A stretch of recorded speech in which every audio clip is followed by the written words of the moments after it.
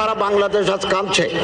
ধর্ম মন্ত্রণালয়ের নির্দেশনায় বাংলাদেশের গ্রামে গঞ্জে শহরে বন্দরে সব মসজিদে আমাদের ভাই জনাব শরীফ ওসমান হাদির জন্য দোয়া, খতমে কোরআন, জিকির আজকার সম্পন্ন হয়েছে।